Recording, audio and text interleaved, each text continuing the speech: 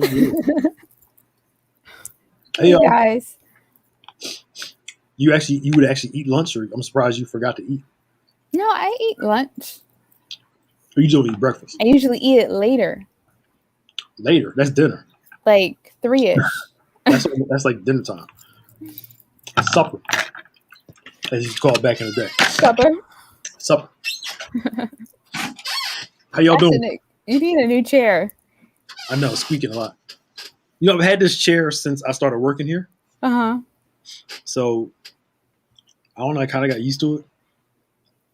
It has history behind it. Yeah, yeah. I'll be right back. Hold on, real quick. Maya's gonna talk to y'all. Y'all share. Hold on. What? Hold on, real quick. Hold on. Oh, I got to blow my goodness. nose. Hold on. Hey Sandra. Give me a break. Hold on. Go and come back. Hey Sandra, how you doing? So if you're tuning in with us, let us know where you're watching from. We're coming off of a big weekend. We celebrated Bishop's 31st pastoral anniversary. It's a lot of fun. On Saturday, of course, we had our drive-in service. And then following that, we had a parade for Bishop where everyone decorated their car. Sandra was there. Her car is decorated. It was just a really nice opportunity for us to come out and celebrate Bishop for all that he has done for us in these past 31 years. And literally my entire lifetime, he has been Bishop. So it was great to come out and celebrate him. Hey, Marion. Marion said she had a wonderful service yesterday. It was a blessing. Service was amazing. Bishop Joseph Walker was our guest preacher in celebration of Bishop's anniversary. All weekend was like amazing. Yeah, it's been good. Hey, Ankar. Hey, Keisha. Hey, Pastor Hi. T. See, you did it. You didn't need me. Look at you growing up right before our eyes. I can do it. I just don't like it. I know you can do it. I like it. I don't like it. I like it. Hey, Kife. What's up, Kife? Glad you're doing better, man. Yeah. Katie B. Hey, KT. Hope all is well with you all today. Please share again as we continue. I just got the neat. Sorry. Continue this topic. Listen, I believe starting in September, we're going to try to shift this to noon. Not the Super Mario. The shirt. Oh, my shirt. Oh, yeah. Look, I'm nerdy, so I got graphic tees, and it's what it is. Hey, Big Chris. nerd with a capital N. So are you? You just a tech nerd. Yes. I'm a Star Wars. I like Lord of the Rings, kind of nerdy. Pray for me. Where's Super Mario? I got all my favorite characters up here. That's actually one game I've never played. I have no clue who those characters are, except for Mario and Princess Peach. Is that her name? You continue to disappoint me. Sorry. You've never played Super Mario. Was that just a Nintendo game? It was on Nintendo. It was on Super Nintendo. I didn't have a Nintendo. Wii. I didn't have that either. What's up, Will? You didn't play video games growing up? I had PlayStation, so I played PlayStation games. But I don't... That's true, because by the time PlayStation came out, you were what, like maybe 12, 13? About, yeah. Something like that. With the PS2. But even Mario Wii, they had... Oh, God, you were so... Young, you millennials. This is why I don't identify as a millennial. Pac-Man. You never played Pac-Man either? Pac-Man, of course, I did play. In the arcade, yes. Uh-huh. That's good. Y'all please come on and share so we can start talking so she won't say anything else that'll have me questioning her. Oh, goodness. I know. Oh goodness. Oh, goodness. Oh, goodness. I got to stop saying that. I know. We need to move on to golly. Golly.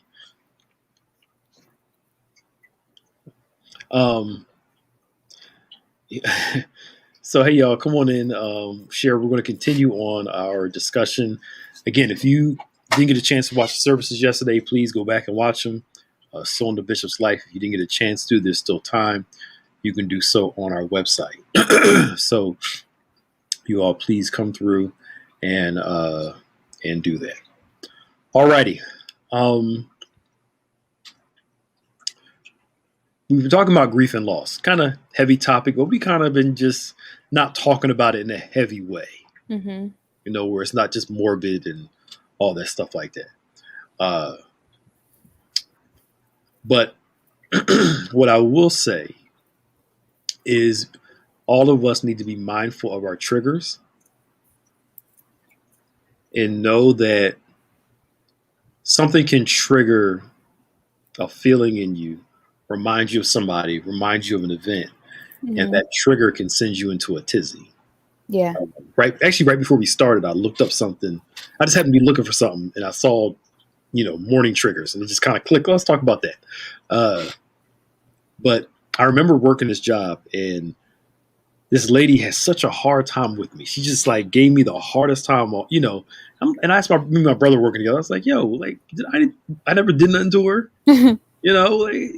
And he said I remind her of her father, and I'm like, "But I'm not her dude, though. They ain't got nothing to do with me. Yeah, it was her daddy. They ain't got nothing to do with me." But it's interesting how a person, an event, a phrase, something can trigger something in you, and then all of a sudden it could change your mood, your behavior, the things that you do. And I know everybody loves the word now. This is triggering. Mm-hmm. Y'all millennials and Gen Z. Everything is triggering to y'all. But there are some I'm triggered, Pastor Nick. I'm triggered. Everything is triggering y'all. But there are some true things that happen that can take your mind, your heart, your emotions, your behavior somewhere, based off what we see, what goes on. And the thing is, you can't avoid them. Yeah. So if I can't avoid the triggers, that means something has to change in me. Mm-hmm. If I can't avoid the triggers, there needs to be an adjustment in me internally. Somebody may have said something to you years ago, and then somebody said something again, or you see an old picture of something, and all of a sudden these old feelings start coming back, and you're triggered. Maya, you haven't been shy. You've been posting on social media. You're shy of your journey. But you posted on Instagram. I don't know what you're talking about. I posted a lot of things on Instagram. I don't want to trigger too much, but like when you were younger and certain things that happen, and you felt some type of way, like your graduation, high school, and all that stuff like that. I don't want you to go into a depression right now. So that's what I'm trying to. I'm starting to go trigger. You start feeling triggered, and but now you know what I'm talking about, right? I guess so. Like your high school graduation, you said something about the gown and something. That was my college graduation. College graduation, whatever. Yes. Graduated. But you get the gist of what I'm saying. Yes. So it's not that we can change what happened, but we can change how we see what happened. Mm-hmm. Not that we deny what happened, but we have a different perspective on it. It's like when you're younger, this was a big deal. And then when you get older and your perception grows and you see what's really important, you're like, I was really that sad over that. Yeah. It's not that the event wasn't sad. It's just, should I have been affected by it that much, considering the overall perspective? But that's just my thoughts. Go ahead and share what you think. I think it's important that we realize what our triggers are, and not just experience them and move on, but really, take a deep dive into why it is a trigger. Mm-hmm. And then, do the groundwork to kind of heal from it, mm-hmm. if you can. Because I think a lot of the danger is just being triggered and then spewing out like nastiness. Yeah. And just saying, oh, nothing's wrong, or I'm just having a bad day, or, not really getting down to the root of what the problem is and doing the, internal work to try to heal from it. But like you said, perspective does have a lot of play in it. And I think that sometimes it comes, with life, you're able to see things differently. And that can be part of the healing on its own. Yeah. You understand. I think we talked about this a couple of weeks ago. Like, if you had a busy parent, mm-hmm. It's not always that they didn't love you, didn't want to be around you. When you get older, you realize you got to work to take care of your family, and sometimes you just got to do what you got to do. It kind of puts some perspective on it. You have Yeah. some compassion on certain things, some understanding. Um, but you said something about the root, and I think a lot of it is getting to the root of why a thing is the way that it is. Mm-hmm. That's really a big thing. It's like sometimes we're not angry, we're just grieving. Yeah. The anger's coming from grief. Mm-hmm. Depression's coming from grief. And getting to the root of it is being able to contemplate and think, am I really angry or am I just sad? And my sadness is being revealed in anger. Mm-hmm. You know, am I really like just depressed or just I'm sad or it could be a mixture of things. I think we focus on our reaction, Yeah. not the source of the reaction. Mm-hmm. It's a lot easier to be angry too. Yes, it really is. You're right. It's a lot easier to be angry uh, rather than growing and developing, you know. Um, but it takes work to pinpoint where something comes from. Mm-hmm. It's like sometimes I'll counsel somebody and they'll come to me about a problem. I'm like, are you really mad about that problem? Yes, I'm mad about that problem. Yeah. And if we start talking, and I'm like, you're really not mad about that problem. You're mad about how this problem relates to this, and this. So Mm-hmm. right now, your reaction is tied to 6 different incidences that you're angry about. Because I'm like, Yeah. you're going overboard over this thing. So it's really not about this thing as much as it is about a track record of this same thing going on, and you've reached your, if I can say it, your limit of it happening. Mm-hmm. So it's not that I'm just mad at this one event. I'm mad at all these different things That led up to it. that led up to it, and then this was the thing that really just brought it all out. Mm-hmm. And I think too, sometimes who it happens with makes a difference too. Oh, sure. Yeah. Because, if one person treats me one way, fine, whatever. But if my person treats me that same way, it hurts a lot more. Yes. Yeah. Stranger versus somebody you love and care about. Mm-hmm. Yeah. That's so true. It's so true. And again, we pinpointed with the people that we care for, you know? And I'll say this, that healing is not the responsibility of the person that hurt us. Mm-hmm. Healing is not the responsibility of other people in our lives. Us and God are responsible for our healing. People come to help it, but they're not responsible for it. Yeah. And if we continue to make other people responsible for our healing, we'll stay broken. We'll stay hurt. When my job is to work on getting me right Mm-hmm. with God and people coming to assist in that healing process. Yeah. And that will help us from remaining victims. Because we're not blaming everybody else. We're saying, yes, this did happen. I may have been a victim of a circumstance, but it doesn't mean I have to live as a victim. Mm-hmm. If I can say it like that. Mm-hmm. It may have happened, but it doesn't have to happen to me. I'm getting more words right. Have to happen to That's a tongue twister. Where it stays an event rather than a characteristic. There it is. Mm-hmm.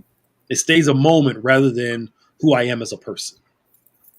And if you're not careful, we'll identify with what happened to us. And that's how we'll see ourselves rejected, shamed, insecure. And it's crazy though, Maya. We have, I always say this for years, most of us, we don't have original thoughts. Our thoughts came from somebody else or an event that happened. Mm-hmm. How do you know you're too short unless you're around somebody that was taller than you? And if somebody identified, you're too short. Yeah. Because if everybody around you was the same height, difference reveals certain things. Have you watched The Twilight Zone? The old one or the new one? The classic ones. No, I mean, as a kid, I saw some, but not. And you talk about me, New Year's Eve, you gotta watch it, do a marathon. But anyway, there's an episode where this person had like plastic surgery, and she's in the hospital. The nurses and the doctors are taking off her bandage. And when they take them off, they gasp because, she's so ugly, right? And the person's like, what is so ugly about me? And the whole time you're not actually seeing her face. So long story short, at the end, you see her face and she looks like a normal, regular person, but the people around her have pig noses. Okay. So their perception, she took on their perception of what is ugly. So it's like the same concept of what you're talking about. Our insecurities, our thoughts of what we think we should be, come from other people. Yeah. Yeah. And that can work in a positive and work in a negative. Mm-hmm. And the positive in the sense of there are people that genuinely want to help us. Yeah. So they'll bring up something and say, you know what, you need to work on this to be who you want to be, which is fine. Mm-hmm. But I think when we get into diminishing difference, or how can I say this? Making all differences a bad thing. Mm-hmm. That's where the issue comes in. Yeah. But I think a lot of that comes in your foundation, because if you know who you are, you can take those criticisms, for lack of better words, in two different ways. You can take it as, okay, you're trying to help me. I know who I am. This is where I want to be. So you're helping me to get there. Or, you're just talking trash and what you're saying doesn't really make a difference in who I know I am. Right. So, I mean, it's like let's use this simple example. Short men and tall women experience the same thing. Right? So some guys will say, she's too tall for me. Mm-hmm. He doesn't want a woman taller than him. Mm-hmm. Right? A woman will say, he's too short for me because I want him to be taller than me in heels. Yeah. You've heard that before, right? Uh-huh. You probably said it. Maybe. Right? Not gonna lie. And I'm not diminishing that. People have a right to their preference. Mm-hmm. People have a right to like what they like. So I'm not downing that. But what I'm saying is that if you don't know who you are, it can create an insecurity in you. Mm-hmm. And not realizing that, there might be someone who likes a taller woman, or a tall guy with a tall woman, mm-hmm. or, a guy that's shorter that with somebody shorter than him, or taller. All I'm trying to say is we have a right to our preference. Nobody's going to like everybody skinny. Now everybody's going to like somebody bigger, taller, shorter. People have a right to their preference. So I'm not saying that at all. But all I'm saying is that there is how do we get in this part of the conversation? I don't know, but it was your fault. There's no original thought. Uh-huh. It wouldn't be an issue unless somebody else sowed that thought in. Mm-hmm. And that other person's thought brought on a comparison. Mm-hmm. So, like you said with the pig thing, a lot of our insecurities is not because of how we see ourselves. Yeah. A lot of our insecurities is because of what somebody else told us and how they see us, rather than how we see ourselves. Again, I'm not talking about somebody telling you, if you mean, you need to change because you are mean. I'm talking about, what I'm saying? I ain't talking about that because, people will take that and run with it. Yeah. I'm talking about just how people putting how they want you to be on you, in a negative way.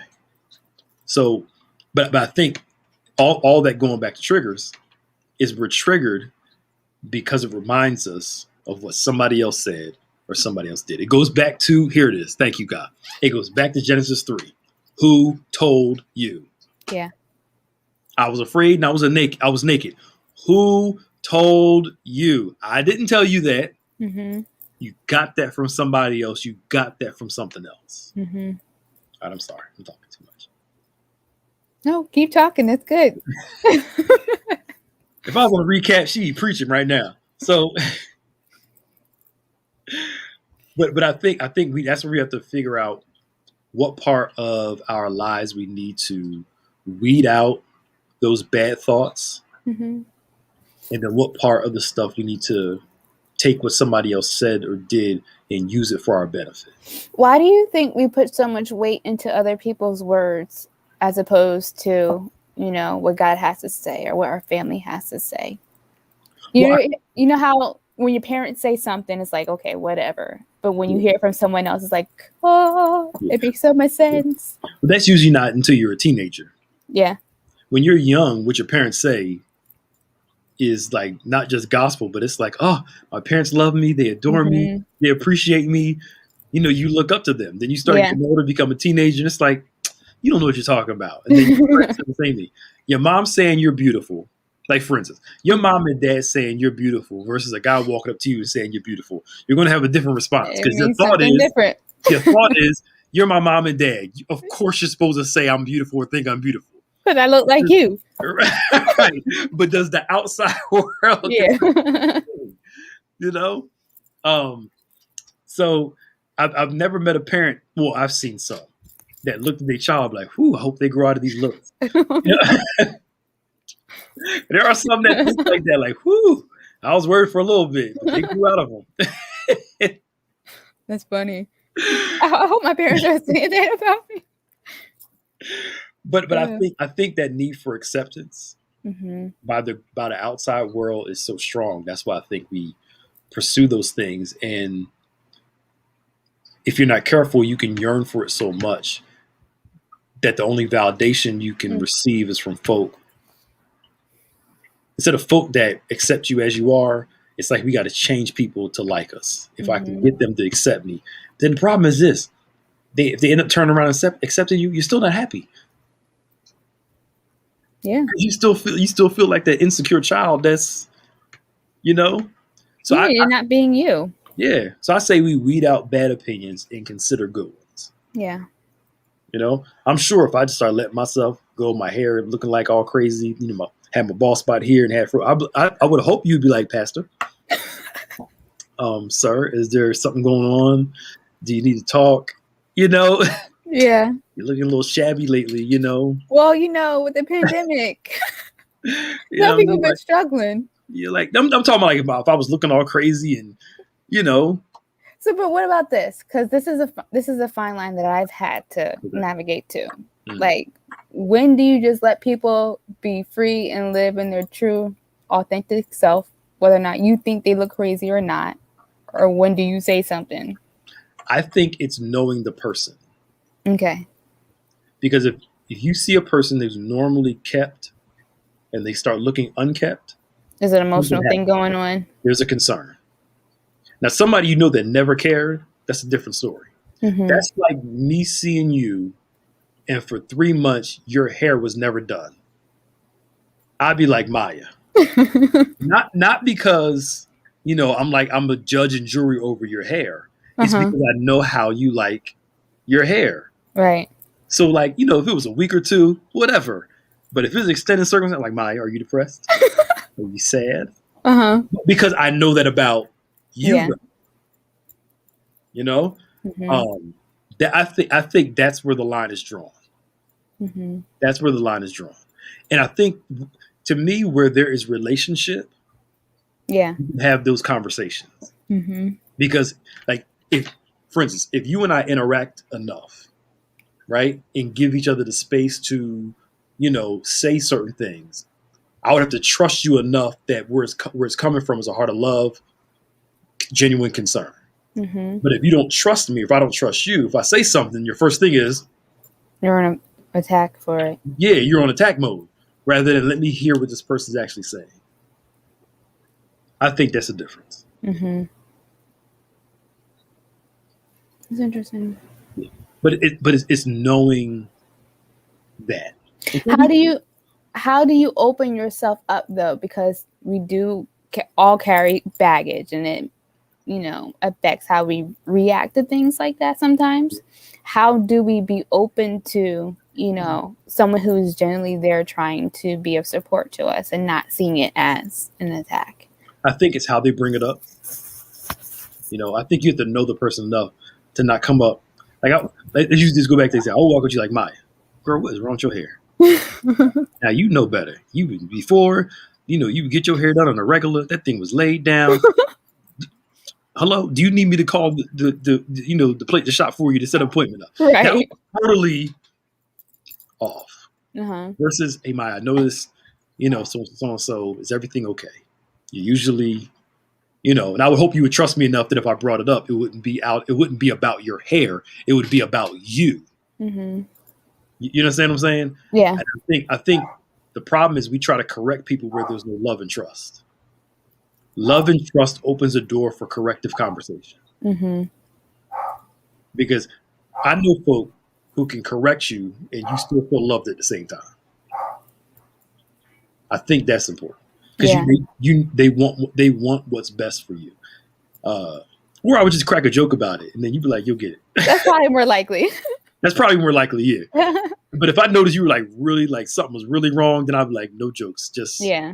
But outside of that, I'm like, Maya, it's been 3 weeks. Mm-hmm. You okay? It's time. Do we need to talk? Let's talk about this. Right. Do we need to talk? What do you mean we need to talk? I know you. Do we need to talk? Yeah. And you'd be like, all right, I'll go. But But yeah, I think love and trust leads to correction. Mm-hmm. I was watching a show on TV about like children of hip hop stars and whatnot. Mm. And one friend is trying to get the other to go to rehab, and because she has a drinking problem, and she's so like resistant to it to the point that she's attacking him. Okay. So that's what I'm saying. Like, what is it that for her? Because on the outside looking in, at least, he looks like he's trying to be very compassionate and caring towards, trying to get her help. Sure. Yeah. I think in that situation, when it's like a addiction issue, it's almost like you can recommend it, but you can't fight it till the person's ready. Until they want to do it themselves. Yeah, addiction's a whole nother monster, because they'll promise you I'm gonna do better and never do better. Addiction's a whole different complex situation. It's just, that's like even mental illness. Trying to get the person help when they don't want to help, when they don't want help. That's a big issue. And a lot of people who have family members who suffer from mental health issues, you can't force them to counsel. You can't force them to take medication. So they have to make some difficult decisions. So that's a whole monster in and of itself. How do we get on triggers to get all the way out here? I don't know. You're triggering me. I'm triggering you. No, I'm playing. It was probably your fault. You triggered yourself. I feel triggered. Which is, again, everybody's favorite phrase now. This is triggering. Yeah. Because Lord. Uh-oh. One of the things that gets me about this millennial Gen Z group, I'm glad they're fighting to make some good institutional changes. Problem I have is they seem to want everybody to adjust to what triggers them into giving them life of comfort. It's like they want to be in a safe bubble, safe spaces are such a, and safe spaces are huge now. And again, I'm not talking about hurting people or doing stuff that's, wrong to people. We can be world changers, but also understand that life is going to trigger you in areas. It's just, it's they get so caught up in everything, everywhere to be a safe space. It's not going to always be. And I'm not saying, wrong things are good. But it seems like if you got 30 people in a room and 30 different triggers, that means I got to change everything in a room. Yeah. To appease everybody. Yeah. Like, seriously? Everybody? That's like judgment-free zones. Like, what does that mean? Everyone has their judgments. But go ahead. No, I think where we might go wrong is not being able to actually talk about it. Yeah. The folk that I know that love, don't judge, and judgment-free zones, you know how much they judge other people? They got so much to say about everybody else and so little when it comes to them. Yep. The ones that are quick to say don't judge or, he that casts a stone, without saying cast a stone first. And it's like the only two scriptures they know. It's like, the gym. It's a judgment-free zone. You can have pizza and work out at the same time. Like, really? The whole premise of you going to the gym is probably because you've been eating a lot of pizza. I know Right. that's why I go. Well, I don't go now, but I wish, I miss working out. But come on, let's be realistic here. Stop. Just stop. Hmm. I think we're building up a generation of people that can't handle any pressure. Hmm.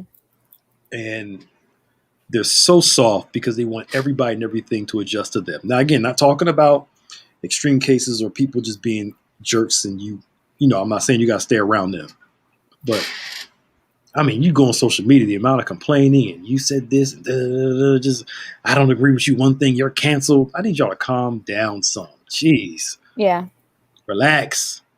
Good. Sorry. This might be a little different, but I was watching The View this morning, Okay. and I can't remember his name, but some commentator on Fox. Was it Tucker Carlson? Yep. He says a lot of Crazy stuff. Yeah. So I guess he was out somewhere and someone confronted him, just like having conversation. Mm-hmm. And the ladies of The View were talking about how they should keep the confrontation to Twitter instead of being able to have conversation in person. Peaceful conversation. There's no violence or attacking. Wait a minute. So back up real quick. Yeah. It's crazy. So they're saying don't talk in person. Keep it on Twitter. Why? Because it could lead to something else. Oh, so he's out walking. Somebody that didn't know him walked. They were at like a restaurant or somewhere. Yeah. And so he was pretty much giving him the same taste of his own medicine. It was not, combative or anything, but just saying like you're being a terrible person by misleading people about the virus and having vaccinations and whatnot. So they were saying instead of having that conversation in person, they should just leave that sort of confrontation to Twitter or to just social media. Or you don't have to say anything to them at all. But I think that's a problem because we're so quick to go to Twitter. We get big and bad, but we're not able to have real conversation. Yeah, in person. Yeah, but plus the person that said it didn't even know him. Mm-hmm. It was like, first off, is he going to change because you said something? No. Just if I saw him in a restaurant, my first inclination would not be walk up to, hey, you're a bad person for doing that. Yeah. Maybe that's just me. I can't speak for other people, but we become such social media thugs where we can hide behind a computer, and say what we want to say, without any consequences. And the problem I have is that people who go through this whole, we're going to cancel this person because they said this or tweeted this, they're usually the ones where somebody goes and digs into their history and finds some crazy stuff they said. Then all of a sudden, I was young. I didn't mean it. But wait a minute, you gave that person that same grace before. Yeah. Just don't go get me rant about your generation and the one below. The one below. You're not all bad. I know you're not all bad. Not all bad. But I just, Anyway, so triggers. So we talk about triggers. We were all in a serious conversation about triggers and, I don't know how we got out here in this conversation. But we've become a culture of just being offended by everything, mad about everything, upset about. It's almost like you go online. It's like, what are y'all mad about today? Mm-hmm. That's literally what it is. People argue about puppies and cats in comments on Facebook. I'm like, it's a dog. What is there to argue about? But people always find some way to argue about the stupidest things. I think people are just angry. Yeah, they are.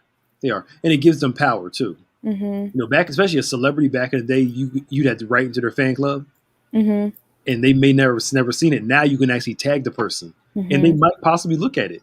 So now there's this boldness out there to say what you want to say. Yeah. And I'm like, I was watching a video yesterday. This guy was walking through Virginia Beach. I watched part of it, and was asking some of these young people, what continent is America on? And they were like, America. Wow. And the guy's like, "Where are we?" He's like, "We're in America." So what continent is America in?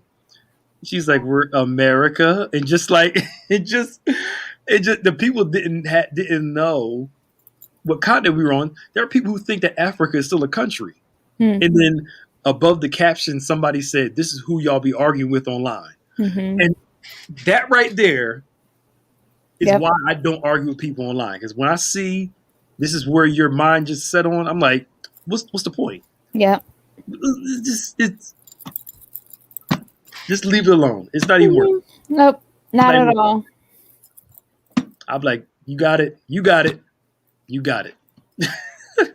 And I'm Well, not saying I claim to be right about everything. no, but that's that they're like you said, they're looking for that attention for you to, Yeah, feed into it. yeah. And a lot of times I don't respond, except when I'm bored and I want to respond. But outside of that, I usually don't. Mm-hmm. Sometimes I get a little like, you know what? I got time today. I got time I today. got time today. And I'm in the mood for it, you know, for this conversation. But Yeah. and I'm not one of those people who, if I post something, you can't, go against what I say. Challenge what I say. It's fine. I'm not one of those people who, don't you disagree with me, just keep going. No, you can disagree with me. It's fine. Yeah. Fine. You know, and then let's have a conversation. And if we have a civil conversation, cool. Mm-hmm. But outside of that, I'm good. Yeah. Anyway, I'm done. They got to come with the facts, though. Yeah. Critical thinking is just, it's a lost art in this culture now. They don't think, you can have the Holy Ghost and still think critically. Mm-hmm. The two aren't mutually exclusive. You know, it's like the vaccine, right? So I've been telling people, like, research it, y'all. They didn't come up with this vaccine in 6 months. Mm-hmm. They've been doing this vaccine for years. Yep. COVID's been around for a long time. What they did was they just accelerated part of the trials, but they've been doing this. They've been coming up with this vaccine for a long time. Mm-hmm. It's just the pandemic made them kind of It do it. made us know about it. Yeah, us know about it, and they did an emergency way of getting it out there. But outside of that, they've been doing this thing for a long time. And some black people, I don't trust the government. I get why. Yeah. Because medicine, I get why. Black folk and medicine haven't always been the best. A black woman helped create the virus, the vaccine. She's the one who actually got the breakthrough. So I don't know. I'm done. I'm just. It's true. Yeah. Anything else you want to share? No. I'm just feeling. We went through all my triggers today. Oh, your triggers. I think we're good. Are you triggered for being triggered? But I would say that though, and back to what we originally started off. Know your triggers. Know like certain dates will bother you, certain events will bother you. Certain things may bother you, and know them, but try not to let those triggers take you back somewhere where God has delivered you from and moved you on from. Mm-hmm. You know, and let yourself go through your process of healing and growth. Yeah. And I think that's necessary. Mm-hmm. We can't live in a bubble. Can't stay in your house all day. You gotta live. And the Bible tells us in this life you're going to be offended by stuff. It's what you do with the offense that matters. Yeah. That's what matters. All right. And what's going on this week? Let me find the graphic for you. So we have the recap starting at 5:30 today. We're talking about yesterday's pastoral anniversary messages with Bishop Joseph Walker and Pastor Jamal Bryant. And then at 7, we have the broadcast of our drive-in service from Saturday. That was really great. So make sure you're tuning in. And then we're back with the men's Safe House Men's Ministry on Tuesday at 7 for the Real Men Talk. Real men, real topics, real issues, things that every man needs to gather and talk about. So tune in Tuesday at 7. We're back for Word Impact on Wednesday at 7. Bishop and Pastor Nick are in an awesome new series on Pastor Nick. We are continuing on the presence of God, Presence of God. and we're going to talk about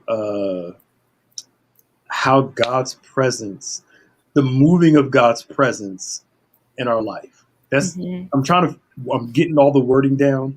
I feel it's a lot. I feel like it's hard to kind of. Yeah, because I'm still processing all of it. Yeah.